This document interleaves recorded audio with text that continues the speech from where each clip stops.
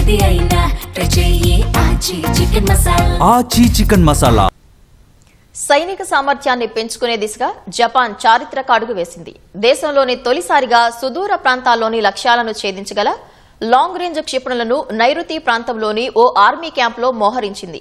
ప్రాంతీయ భద్రతకు చైనాను ప్రధాన ముప్పుగా భావిస్తున్న జపాన్ డ్రాగన్ భూభాగాన్ని టార్గెట్ చేసేలా క్షిపణులను మోహరించింది.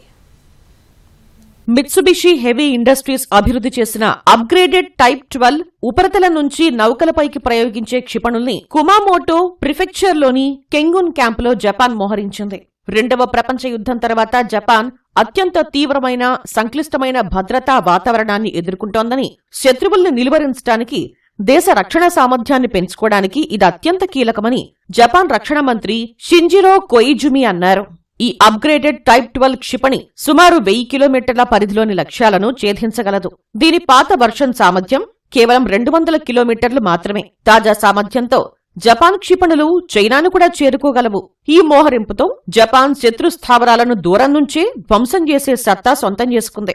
అయితే దీనిపై కెంగున్ క్యాంప్ సమీపంలోని స్థానికులు ఆందోళన వ్యక్తం చేస్తూ నిరసనలు చేపట్టారు. దీనివల్ల శత్రు దేశాల దాడులకు తమ ప్రాంతం లక్ష్యంగా మారే ప్రమాదం ఉందని వారు వాపోతున్నారు. టోక్యోకు పశ్చిమాన ఉన్న షిజియోకా ప్రిఫెక్చర్లోని క్యాంప్ ఫుజీలో దీవుల రక్షణ కోసం ప్రత్యేకంగా రూపొందించిన హైపర్సోనిక్ గ్లైడ్ వెహికల్ ను కూడా జపాన్ మోహరించింది. 2028 మార్చి నాటికి ఉత్తరాన ఉన్న హక్కైడో, దక్షిణాన ఉన్న మియాజాకి తదితర ప్రాంతాల్లో మరిన్ని క్షిపణులు, హెచ్జీవీలను మోహరించాలని జపాన్ యోచిస్తోంది. అలాగే 1600 కిలోమీటర్ల పరిధి గల అమెరికా తయారీ టోమహాక్ క్రూయిజ్ క్షిపణుల్ని ఈ ఏడాది చివర్లో యుద్ధ నౌకలపై మోహరించనుంది. ప్రాంతీయ భద్రతకు చైనాను ప్రధాన ముప్పుగా భావిస్తున్న జపాన్ ఇటీవలి కాలంలో తూర్పు చైనా సముద్రం సమీపంలోని తమ నైరుతి దీవులలో రక్షణను పటిష్టం చేస్తోంది.